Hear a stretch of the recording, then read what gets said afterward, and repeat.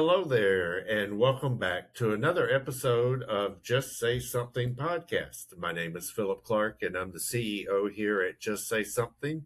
And before we get started into today's show, I want you to be sure to like, share, and subscribe this week's podcast. And remember, you can always find us wherever you find your favorite podcast. So today we have a special guest from Share Head Start, and her name is Cynthia Langley, and she is the, see if I get this right, Community Partnership Facilitator. Well, that's a mouthful. That is correct. So what does that mean?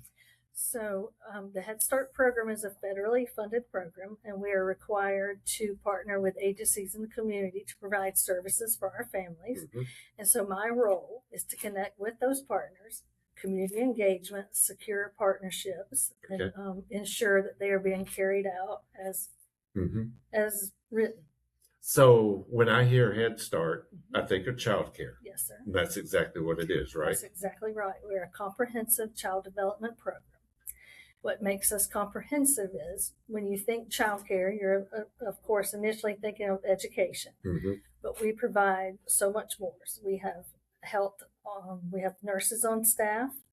We provide health screenings. That's going to be vision and hearing screenings, as well as heights and weights, identifying any needs that the children may have there, as well as mental health and disabilities resources, social services, nutrition services. So we're identifying all the needs of the families. We have family advocates who work with families on setting goals, helping them to achieve those goals, connecting them with resources in the community. So we're a comprehensive program. Okay. So what age children do y'all care for? Birth to 5. Oh, okay. Yes, sir. And is there a fee? No, sir, there is not a fee. It's income eligible children, as well as foster care, children who may be homeless or at risk of being homeless, children with diagnosed disabilities, and of course then meeting the poverty guidelines. So how do you get referrals? Okay, they can, a family could, with word of mouth, can go on the website and complete an application. Of course, through my work, reaching out into the community, attending different vendor fairs, doing outreach, we get referrals in that manner as well. Are you full? I mean, I always hear, childcare is so expensive, or there's a waiting list and those kind of things. So we are required to maintain a waiting list. So each center has a waiting list. And when a child drops from the program, we have 30 days to fill that slot, and we pull from that waiting list. Okay. Recruitment is ongoing throughout the year. We are required to keep a waiting list so that when those slots become vacant, we have to fill them. So our recruitment actually begins in March, the recruitment for the upcoming school year. Okay. So we encourage families to apply. So they have to apply? Yes, sir. And what's part of the application process? Okay, so families can go to the website and begin the application process online, and a family advocate will contact them and complete that application, or they may go to the center and start the application process there as well. How many centers do we have? And are you just Greenville, or are you the upstate? Our program is located in Greenville, Pickens, Anderson, and Oconee County. Okay. So we have 21 centers across the 4 counties. Yes, sir. Wow, that's a lot. Yes, sir. So how many kids are enrolled? Just under 1,000 children at this time. That's a lot. Yes, sir. So what about transportation? So some centers do provide transportation. We do have bus routes. It's limited though. Currently, we are hiring for bus drivers. So if there's anyone who is interested in becoming a bus driver for the program, we have those availabilities as well. Okay. So tell me what and there probably isn't one, but what an average center looks like. Okay, so some centers have early Head Start and Head Start. So the early Head Start is going to be those infants and toddlers. Some centers are just early Head Start, and Okay. then other centers are Head Start only. It just depends on the needs of the community around the center. We own some of our own centers. We occupy space in some community centers, and we also occupy space in some school districts as well, Oh. in some local elementary schools in Anderson County. So what dictates where you have a location? Is there the poverty level in that community, or yes, sir, the need in the community?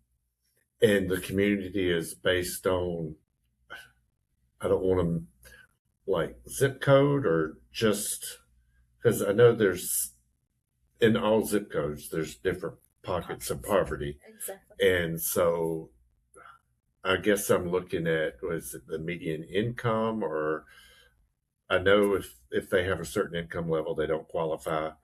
And so I guess it's for each individual community to identify and own their own need. And then they come to y'all and say, can you put one in our community? Well, we do a community assessment. Okay. So every 5 years, we're required to do a community assessment and then update it each year in between. So it's based on the outcome of the community assessment. Okay. All right. So if it shows a new community of need, then what's the process for that to happen? Well, then we would have to write for those grant dollars. Okay. If we saw the need for, let's say we saw the need for a center in Greer. Mm-hmm. If we couldn't find a center to lease or rent, and we needed the funding to build a center, we would of course have to write a grant and have approval for that and show the need to add a center in that location. Okay. Okay. And who do you ask?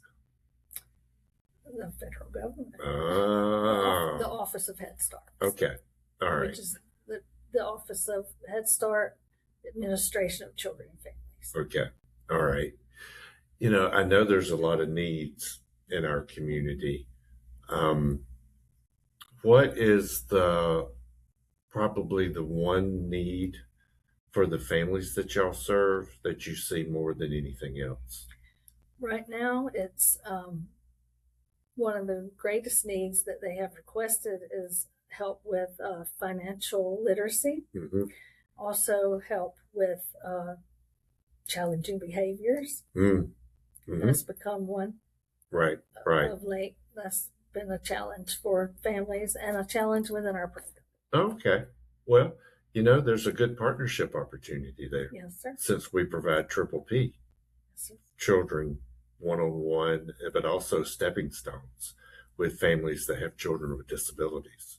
Okay. So there's an opportunity there for us to rub shoulders together off the air, to be able to talk about some different opportunities that a partnership may be able to provide. Sounds great. We do have trained Triple P practitioners there at Head Start, but the stepping stones sounds like a great opportunity for us. Yeah, it really is. And we have it available in English and Spanish. Okay. So, but yeah, Just Say Something is all about providing parents with the tools and skills they need to help mitigate what's going on, with the underlying mission of keeping kids from lighting that first cigarette or opening that first can or bottle of beer. The longer we can delay onset use, the more likely that child is to be successful in life. And so that was the whole impetus for Just Say Something being founded, a long time ago, back in 1982, with parents meeting around a kitchen table. So we've come a long way, and programming has come a long way. So where do you see Head Start, say, in 5 years, of the presence and the programming here in the upstate? We have had a history in the community for 50 years, and I don't see that going away. So only getting stronger. I would hope so, yes. So do y'all do fundraisers? We have not done, occasionally we'll do fundraisers. Our agency has a gala. Oh, okay. Share has a gala. Okay. That is a fundraiser. So locally you're housed under Share. Yes, sir. Okay. All right. And you're just one program of what they offer. That is correct. We're one program under Share. Okay. So if there was something that you wanted all of our listeners to know about Head Start, what would that be? That we are, we really would love for people to participate in our program, volunteer, reach out to us if you are interested in partnering with us. Then that could look like anything. You could volunteer in the classroom. You could present at parent meetings. You could provide training for our staff. It could be landscaping. It could be any number of things. We would love participation. Okay. So how would they get in touch with you? They could reach me at my email address is clangley@sharesc.org, or they could visit the agency website, which is sharesc.org. Okay. And you have a tab on that Yes, will take them right to There's Head Start? Head Start tab. Yes, sir. Okay. All right. And how long have you been with the organization? 30 years. Wow. You're just getting started. You started when you were 12. Yes, sir. So for you, it's got to be passion. It is. And so did you ever think you would be where you are 30 years ago? No. 30 years ago when I started, it was 1995. I was recently out of college. I majored in education and could not find a teaching job, and answered an ad for Head Start, and didn't even know what Head Start was. And got the job and said, I'll give this a try. And here I am 30 years later. That's awesome. It is definitely a mission. Anything in the nonprofit world has to be a mission. It's not glamorous. Right. And it's not that big That's right. $1 million paycheck either. Paycheck comes with a heart. And I've been here since '92. And so I feel your passion for what the organization does. Yes, sir. And know that the need is great in our community. Absolutely.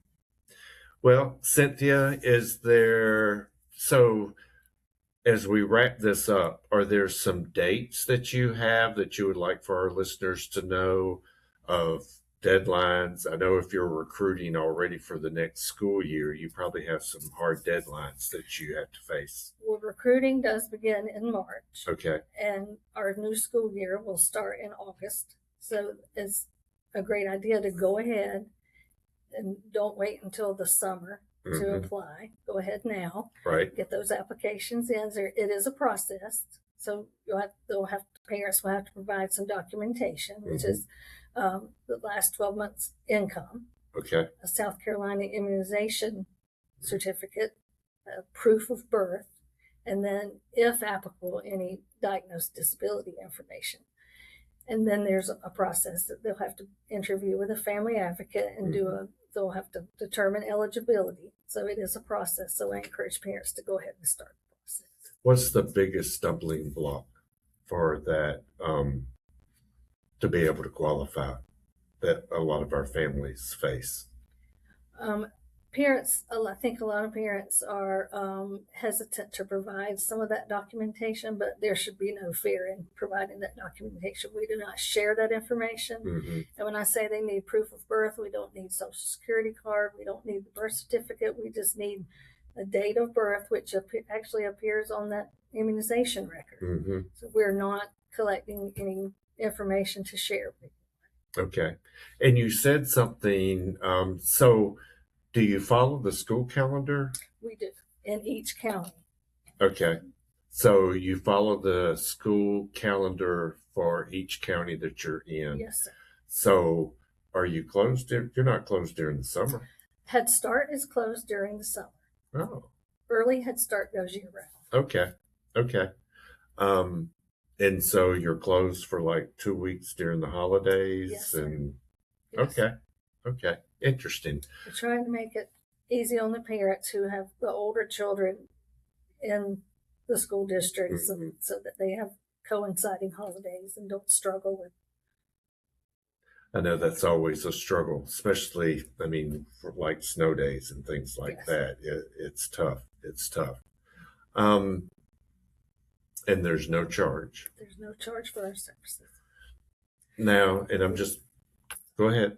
Well, even the infants and toddlers who are in the program, if they're in diapers and pull-ups, the program provides everything for the family. So all they have to bring with them is a change of clothes in the event that they had an accident during the day. We're going to provide everything we need: meals, snacks, the diapers, pull-ups, Okay. even the infant formula. Oh, that's expensive too. Yes, sir. And then to medical care. So you have a nurse or nurse practitioner We have a nurse on staff. And so they're able to administer meds. Yes. And all those things that a nurse would do at a regular doctor's office. Yes. Well, if a child comes to us and they're on medication that is required to be administered while they're with us, or if they have a EpiPen or albuterol or something that they need, our staff is trained on how to administer that. Our nurse goes in and trains them how to administer it. Okay. I didn't know all of that. I mean, there's a lot that, especially with the number of facilities, the number of students that you have, or number of children that you have in those programs, it's got to be wonderfully rewarding to be able to do something like that and to be able to affect not just those kids, but their families. Yes, sir. Well, Cynthia, our time's about up, but I do want to, again, give you the opportunity, if there's something that I didn't ask you that you want our people to know. And then what's that one desire that if you could twinkle your nose, that would make, what would that be? I would love to have so many facilities, just they're full, have them in every pocket of the counties that we serve that need the services. If I could have a magic wand, that would be what I would have. Okay. All right. And how can people get in touch with you? They can reach me at clangley.sc.org or on our website at sharesc.org. Okay. Well, this is Cynthia Langley with us today from Head Start. She is their community partnership facilitator, and I want to thank you for being here.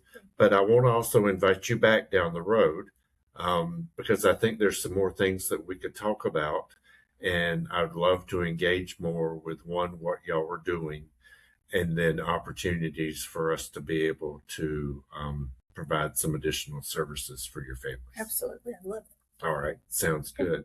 Well, that wraps up another episode of Just Say Something podcast. Again, my name is Philip Clark, and be sure to like, share, and subscribe, and we will see you next week. Until then, thank you.